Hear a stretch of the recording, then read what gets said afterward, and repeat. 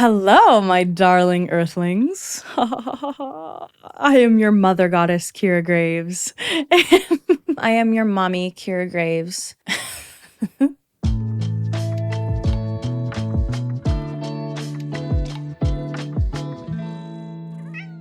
Hi, guys. Welcome back to Safe Space with Kira Graves. My name is Kira Graves, and welcome back to this cute little corner of the internet where we get to be vulnerable and be cozy in our vulnerability and to just really have each other's backs because a lot of us out there feel very alone. So I'm hoping to create a little community here where we can talk about our what's going on in our lives without judgment and be there for each other and lend a listening ear. So before we start, I'm going to do another breathwork exercise with you guys. This one's going to be maybe a little bit shorter, but let's do a box breath. So it's going to be inhale for 4, hold for 4, and out for 4. Okay, ready?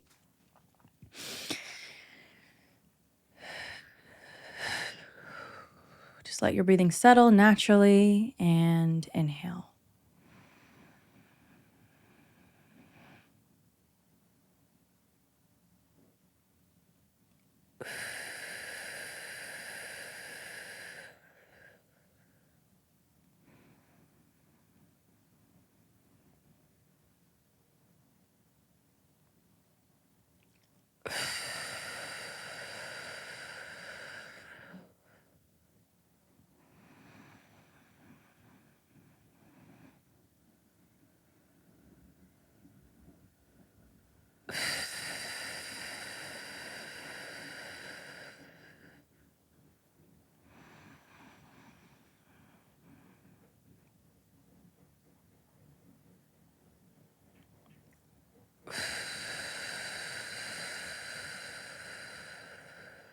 Whew. I like that breath cycle. That's a good one. I feel a little bit more like with the box breathing, I feel a little bit more like energized. So that's perfect to start this episode. I hope you guys liked last week's episode where I kind of came out as autistic. Why do I keep coming out? Like, can I just stop?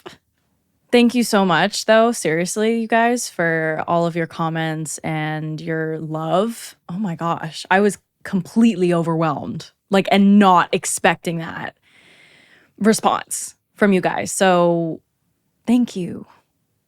Thank you so much. Like, it genuinely feels so good to have such love in our community. And like, I love how like we're helping each other out in the comments. Like people will be sharing their stories in the comments and then other people will be like responding to them and giving their advice and like encouragement and love. And I just really love to see it. And that's what this platform is all about. So keep doing it. And thank you for all the love.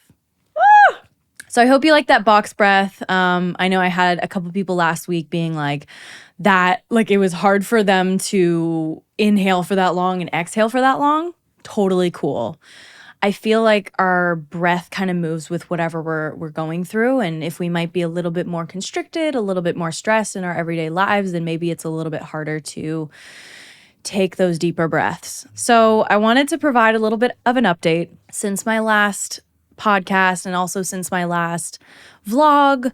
Today, I wanted to talk about kind of what I'm going through right now in terms of taking an intentional break and kind of going into like hermit mode, as one would say, which kind of means like you're going into a complete like intense healing period of time where your main focus is self-care practices in solitary, spending a lot of time by yourself, a lot of time meditating and doing your breath work and connecting to your spirit. I posted on my Instagram stories a couple days ago kind of my journey with that. And that's been going on for the past, I would say 3 weeks now, almost a month now.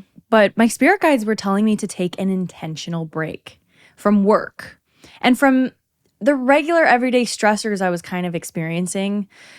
And I was kind of going in like autopilot mode, like not really being intentional with my work. And I actually ended up getting sick a lot. And this was kind of like back in the late summer, fall, I kept getting sick and I was like, hey, what's up with my body? Because normally when you get sick, it's your body trying to tell you like, hey, I'm run down, I'm tired, I'm being overworked, or you just need to take a breather, take a little rest. We got to take care of our bodies because they are living, breathing organisms. And I think a lot of us treat them like machines, right?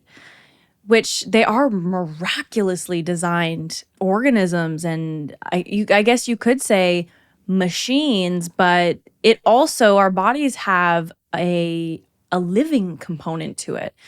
So just remember that when you're kind of pushing your body beyond its limits, your body's probably going to retaliate and fight back a little bit, and not fight back in a mean way, but just be like, give you a little nudge, like, hey, chill, like treat me a little bit nicer, you know?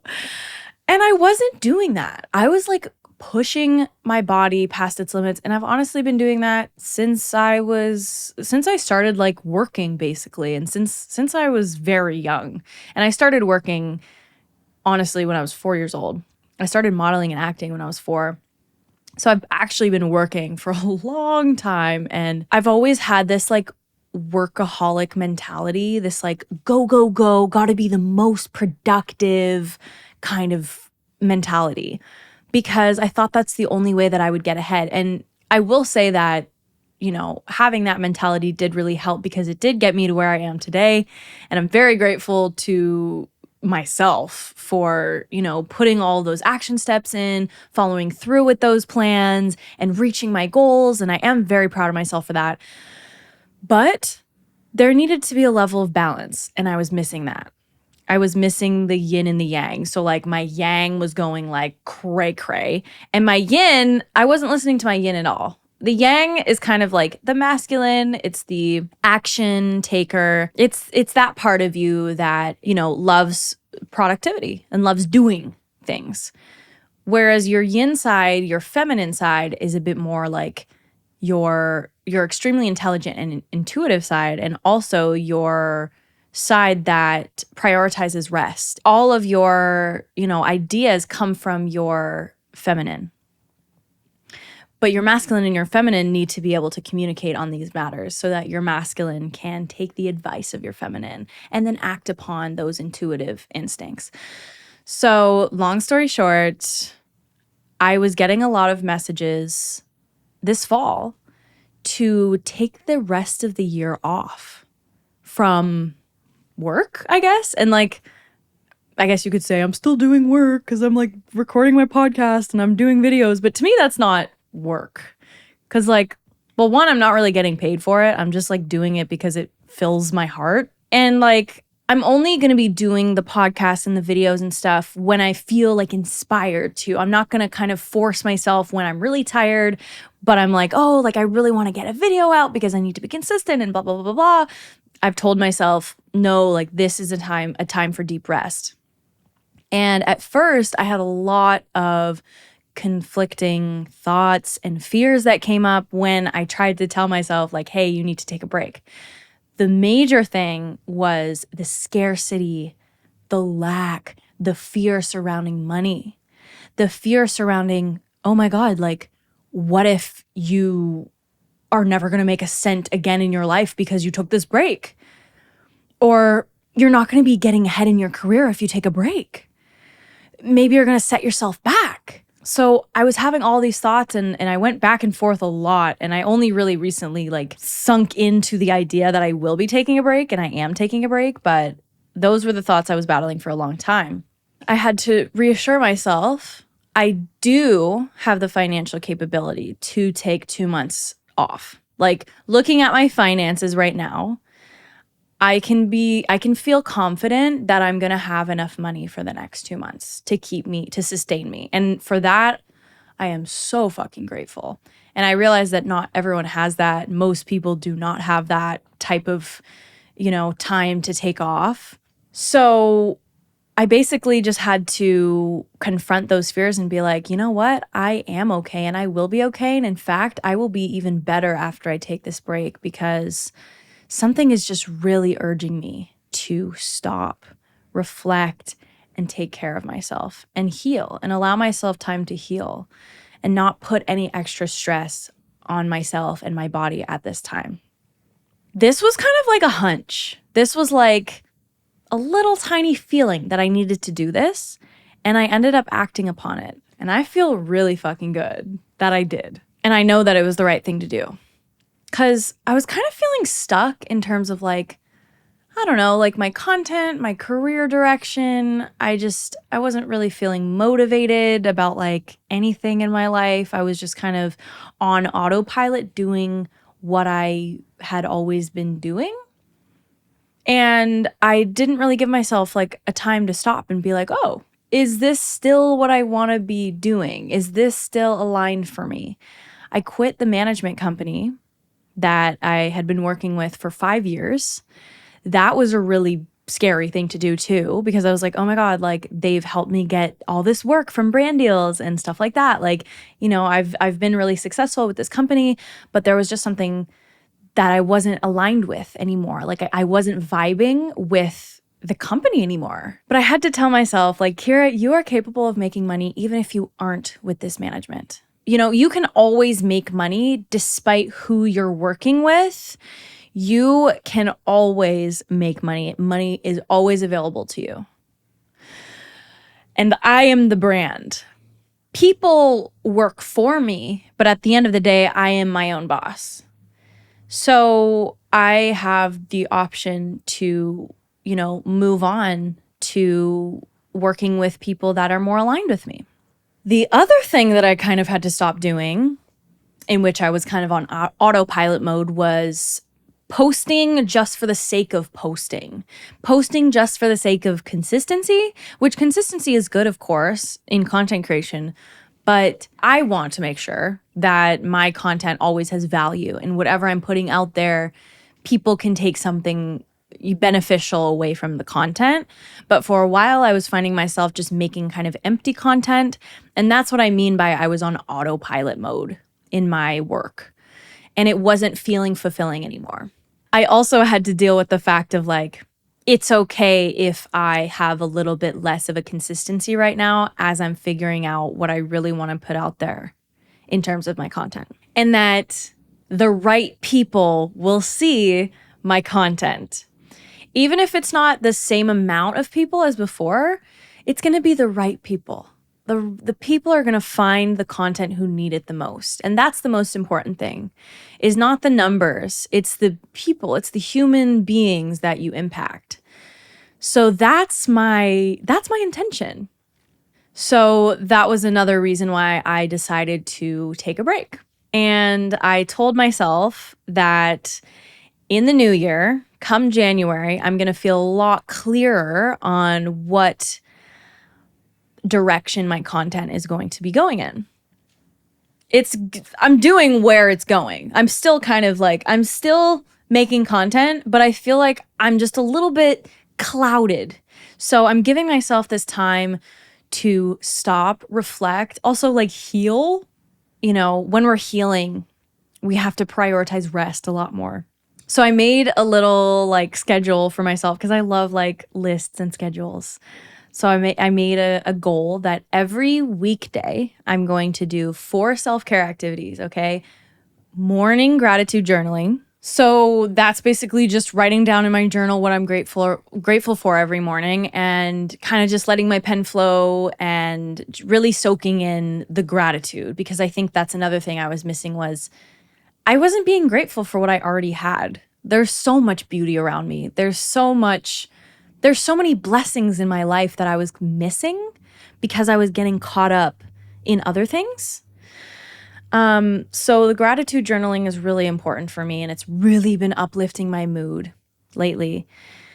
The second thing is daily movement. So this is usually yoga for me because yoga is my heart and soul.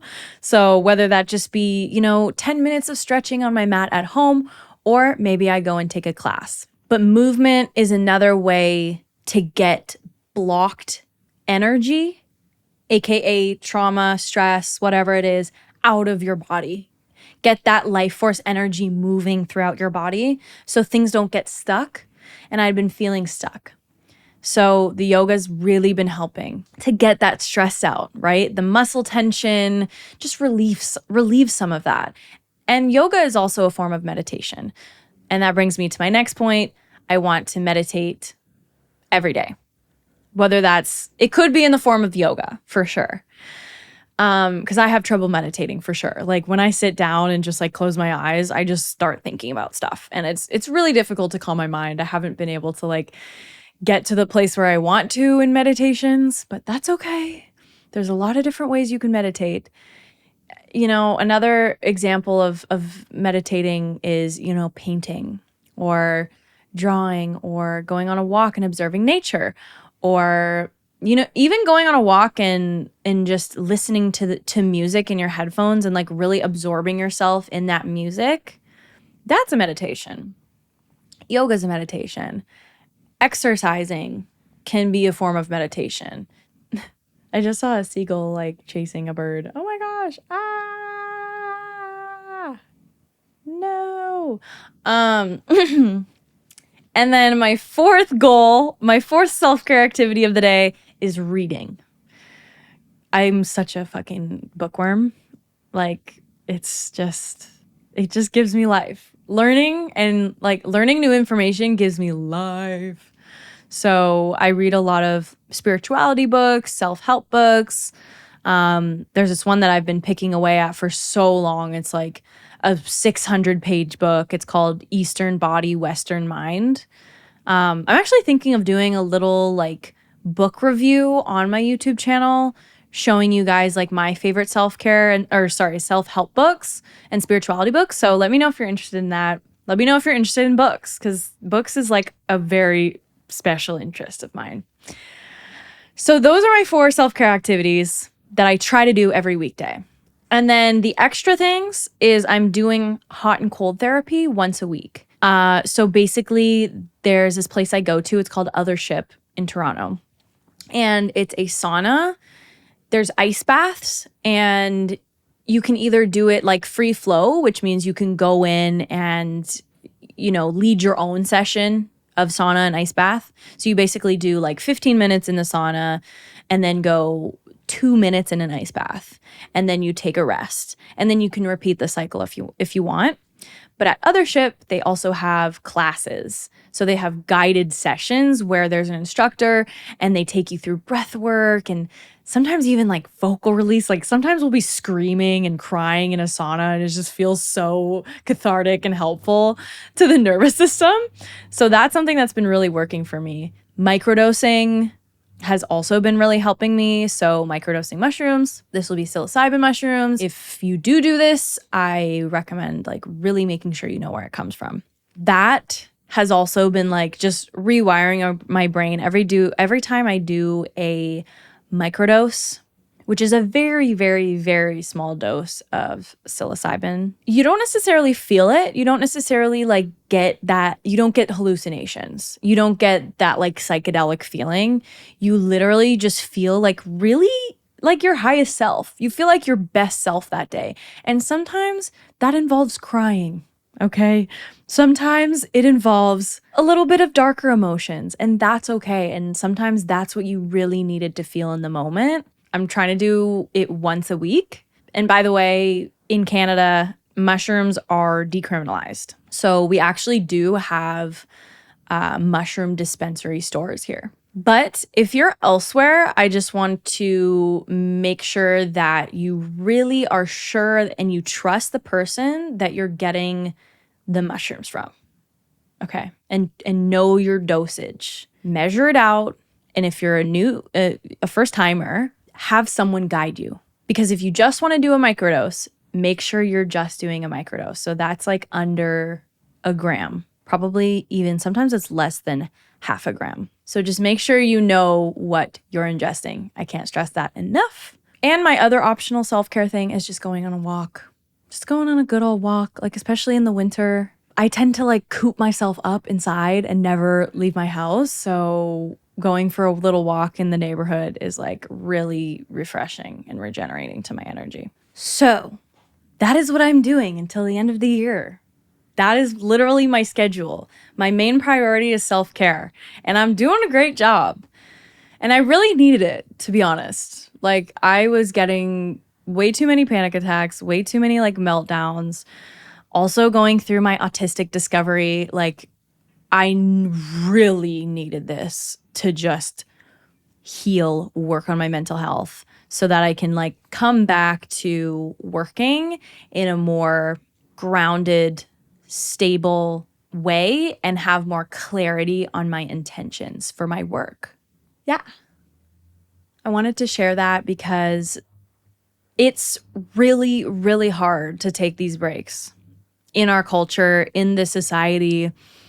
Our society praises the workaholic mentality. Like, we've been brought up with this workaholism as something to be praised, when in reality, it's damaging to your mental health, physical health, and just like overall well-being if you're forcing yourself past your limits. And I honestly don't think, in order to succeed, I don't think you have to be pushing yourself that hard. I really don't. Like, with the grind culture and the hustle culture, there's an element of that I agree with, but I don't agree with sacrificing your body and your mental health for the sake of work. I never think that's a good payoff. Book recommendation. Do Nothing by Celeste Headlee. Okay. Lauren, my wife, bought me that book when I was kind of like going through my back and forth, like, should I do the break? Should I not? Reading that book provided so much clarity for me, because I was like, okay, like this is scientific evidence now. Like, that book is amazing. If you want a book on how to on actual evidence on why like overworking and being like overproductive is actually counterproductive for your health and your overall well-being, check it out. Do Nothing by Celeste Headlee. Great book. So since I've been doing all that, I really have felt a lot better than when you've seen me last on YouTube in my last videos. So I wanted to let you guys know I am doing better. Thank you for all your kind words. Thank you for all of your love and encouragement. Like, reading your comments, just like, oh, it's just so relieving. And so it's amazing to have like friends like you guys who are, all over the world, and you're not necessarily like in my physical vicinity, but you're like on my online like community. You're my little family, and I appreciate you so much. And I am doing better, and I hope that you're doing better too. And you know what? Even if you're not, it's okay. Whatever you're going through, it's okay. And I promise you, you are not going to feel like this forever. Everything is truly temporary, okay? Life is like a roller coaster. And if you're in a dip, you're in a dip. Feel what you need to feel. Address whatever is coming up, okay? If you have like a fear or an anxiety that keeps like coming to the surface and you just want to push it down and you just want it to go away, I encourage you, and I know you have the courage and the strength to face that fear, to look at that fear for what it is, and to send yourself a little bit of love. Send that part of you that's fearful, and maybe it's the inner child, some love. It's normal to have fears. It's so normal.